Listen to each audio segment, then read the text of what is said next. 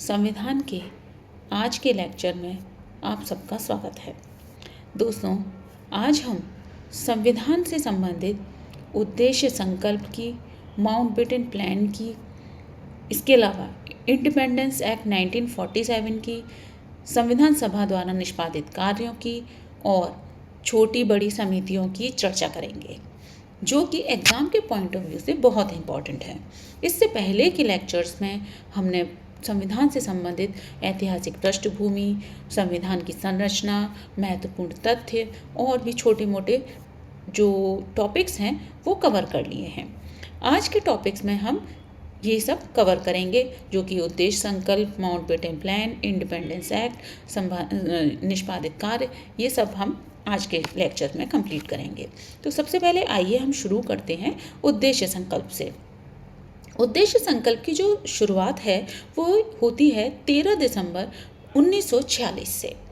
13 दिसंबर 1946 को दोस्तों नेहरू जी उद्देश्य प्रस्ताव प्रस्तुत करते हैं, जिससे कि ये प्रस्ताव 22 जनवरी 1947 को विधानसभा में प्रस्तुत हुआ और उस प्रस्तुत प्रस्ताव को पारित कर दिया गया।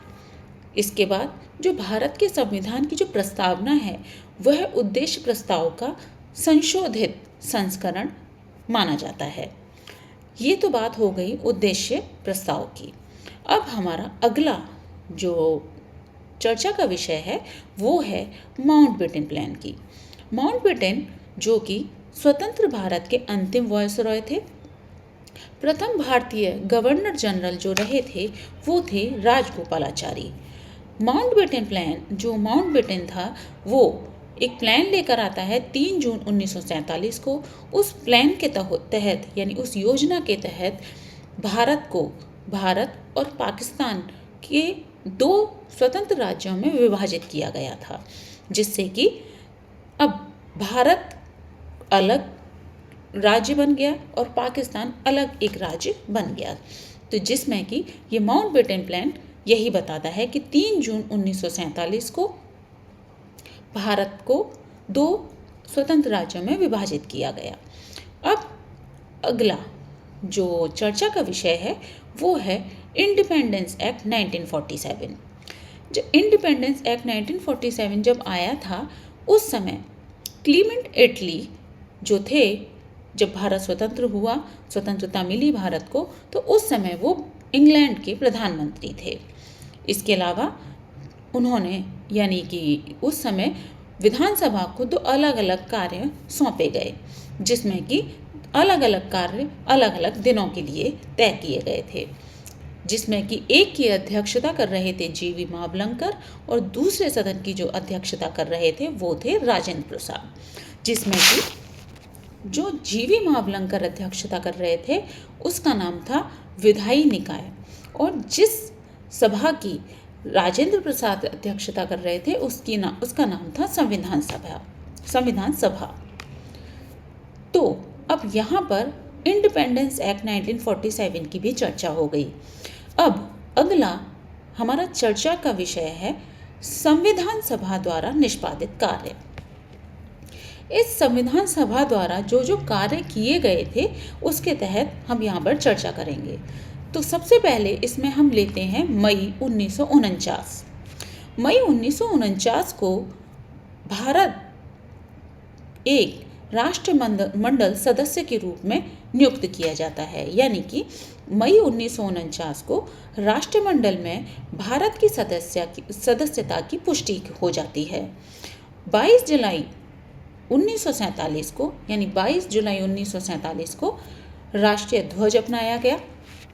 24 जनवरी 1950 को राष्ट्रीय गीत और राष्ट्रीय गान अपनाया गया। इसके अलावा 24 जनवरी 1950 को ही राजेंद्र प्रसाद पहले राष्ट्रपति भी चुने गए और 24 जनवरी 1950 को ही संविधान सभा का अंतिम सत्र आयोजित किया गया। यानी कि 24 जनवरी 1950 को 3 घटनाएं घटित हुई, जिसमें कि राष्ट्रीय गीत और राष्ट्रीय गान अपनाया गया, डॉक्टर राजेंद्र प्रसाद पहले राष्ट्रपति के रूप में चुने गए और तीसरी अंतिम सत्र आयोजित किया गया। अब कुल जो सत्र आयोजित हुए थे वो थे 11। और संविधान को बनने में जो कुल समय लगा था वो था 2 वर्ष 11 महीने और 18 दिन। इसके अलावा संविधान को बनने में जो कुल व्यय हुआ यानी कि कुल खर्चा जो लगा वो लगा था 64 लाख रुपए। तो ये सब जो घटनाएं थी वो संविधान सभा द्वारा निष्पादित कार्य थे। अब हम अगली जो चर्चा करने जा रहे हैं वो हैं कुछ समितियों के बारे में। कुछ प्रमुख समितियां हुई थी जिनकी अध्यक्षता कुछ नेता या राजनेता कर रहे थे। तो हम अब अगली जो चर्चा कर रहे हैं संविधान से संबंधित वो हैं समितियां, जो कि कुल 8 समितियां बनाई गई, जिनकी जो नाम थे यानी जो 8 प्रमुख समितियां थीं उनके नाम थे। सबसे पहली समिति थी संघ शक्ति समिति, दूसरी समिति थी संघ संविधान समिति, तीसरी जो समिति थी वो थी राज्य समिति, चौथी जो समिति थी वो थी प्रक्रिया नियम समिति, पांचवी जो समिति थी वो थी संचालन समिति, छठी जो समिति थी वो थी प्रांतीय संविधान समिति, और सातवीं जो समिति थी वो थी मौलिक अधिकारों, अल्पसंख्यकों और जनजातीय समूह बहिष्कृत क्षेत्रों पर सलाहकार समिति, और सबसे आखिर की जो 8वीं समिति थी वो थी प्रारूप समिति, जो कि सबसे महत्वपूर्ण समिति मानी जाती है। उस समिति की स्थापना यानी कि प्रारूप समिति की स्थापना 29 अगस्त 1947 को की गई थी। अब आइए इनके जानते हैं एक एक करके इन समितियों के अध्यक्ष। तो जो शुरू की 3 समितियां यानी कि संघ शक्ति समिति, संघ संविधान समिति और राज्य समिति, ये 3 समितियों के जो अध्यक्ष थे वो थे डॉक्टर जवाहरलाल नेहरू। 2 समितियां प्रक्रिया नियम समिति और संचालन समिति की जो अध्यक्षता कर रहे थे वो थे डॉक्टर राजेंद्र प्रसाद, और प्रांतीय संविधान समिति, मौलिक अधिकारों, अल्पसंख्यक और जनजातीय समूह बहिष्कृत क्षेत्रों पर जो समिति यानी ये 2 समितियों की जो अध्यक्षता कर रहे थे वो कर रहे थे सरदार पटेल। और जो आखिरी समिति थी 8वीं समिति प्रारूप समिति, उसकी अध्यक्षता कर रहे थे डॉक्टर BR अम्बेडकर। प्रारूप समिति अक्सर करके एग्जाम में पूछ ली जाती है और अक्सर करके इसमें अन्य 7 सदस्यों की भी चर्चा की जाती है, यानी प्रारूप समितियों में कुल 7 सदस्य हुआ करते थे, जिसमें कि एक अध्यक्ष, बाकी के 6 अन्य सदस्य। तो एक अध्यक्ष BR अम्बेडकर, और दूसरे थे N गोपालास्वामी अयंगर, तीसरे थे अल्हादी कृष्णा स्वामी अय्यर, चौथे थे डॉक्टर KM मुंशी, 5वें थे सैयद मोहम्मद सदाउल्ला, छठे थे N माधवराव जो कि BL मित्र की जगह पर थे, और 7वें थे TT कृष्णामाचारी जो कि DP खेतान की जगह पर आए थे। यानी कि ये प्रारूप समिति के एक तरीके से बेस थे, यानी कि 7 सदस्य प्रारूप समिति में हुआ करते थे। अब हम बात कर रहे हैं छोटी समितियों की, यानी अभी तक जो हम समितियों के नाम ले रहे थे वो प्रमुख समितियां थीं। अब हम बात कर रहे हैं छोटी समितियों की और उनके अध्यक्षों की, जिसमें कि जो सबसे पहली समिति थी संविधान सभा के कार्यों पर समिति, जिसकी अध्यक्षता कर रहे थे GV मावलंकर। दूसरी समिति थी कार्य व्यवस्था के लिए समिति, जिसकी अध्यक्षता कर रहे थे KM मुंशी। तीसरी जो समिति थी वो थी हाउस कमेटी, जिसकी अध्यक्षता कर रहे थे B पट्टाभी सीतारमैया। चौथी जो छोटी समिति में थी वो थी राष्ट्रीय ध्वज पर तदर्थ समिति, जिसकी अध्यक्षता कर रहे थे डॉक्टर राजेंद्र प्रसाद।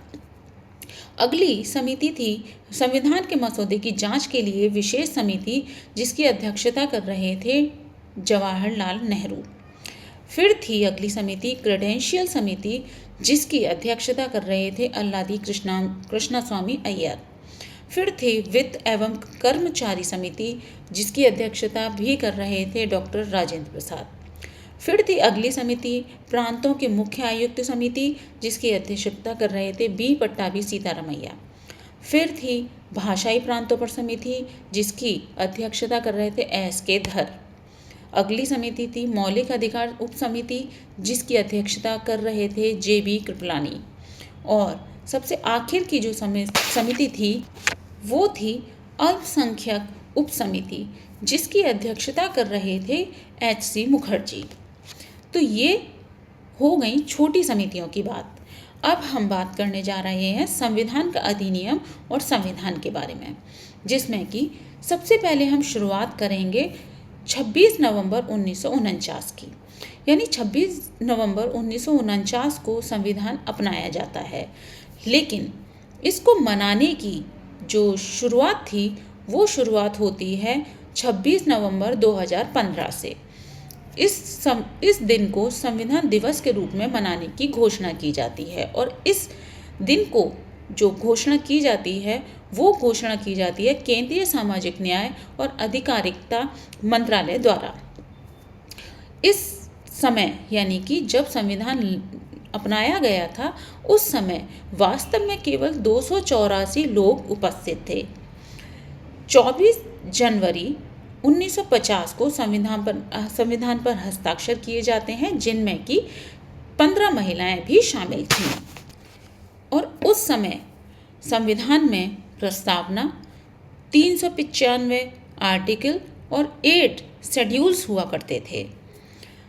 फिर संविधान पारित होने के बाद प्रस्तावना को अधिनियमित किया गया और 26 नवंबर 1949 को यानी कि 26 नवंबर 1949 को संविधान के कुछ प्रावधान लागू हुए, जैसे कि नागरिकता, चुनाव, अस्थायी संसद, अस्थायी और संक्रमणकालीन प्रावधान। इसके बाद 26 जनवरी 1950 को संविधान लागू हो जाता है और उस दिन को हम गणतंत्र दिवस के रूप में मनाते हैं। 26 जनवरी 1930 की बात कहें तो इसमें भारतीय राष्ट्रीय कांग्रेस के लाहौर अधिवेशन की बात की जाती है, क्योंकि दिसंबर 1929 को भारत में पूर्ण स्वराज की घोषणा कर दी जाती है, लेकिन उसको ऐसे सेलिब्रेट पूर्ण स्वराज के रूप में जो मनाया जाता है वो 26 जनवरी 1930 को मनाना शुरू किया जाता है, जो कि पूर्ण स्वराज के दिवस के रूप में मनाया जाता है। इसके साथ अब हम चर्चा कर रहे हैं संविधान से संबंधित कुछ महत्वपूर्ण तथ्यों से, जिसमें कि हाथी एक प्रतीक चिन्ह के रूप में यानी मोहर के रूप में प्रयोग होता था, मतलब यानी कि चिन्ह के रूप में प्रयोग किया जाता था, संविधान सभा का प्रतीक हुआ करता था। सर BN राव संवैधानिक सलाहकार माने जाते थे। HVR अयंगर सचिव के रूप में माने जाते थे। SV मुखर्जी मुख्य प्रारूपकार के रूप में माने जाते थे। प्रेम बिहारी रायजादा जो कि संविधान को अंग्रेजी भाषा में सुलिखित किया था। इसके अलावा नंदलाल बोस और BR सिन्हा संविधान को सजाने यानी डेकोरेट करने और उनको सुशोभित करने का क्रेडिट इनको जाता है।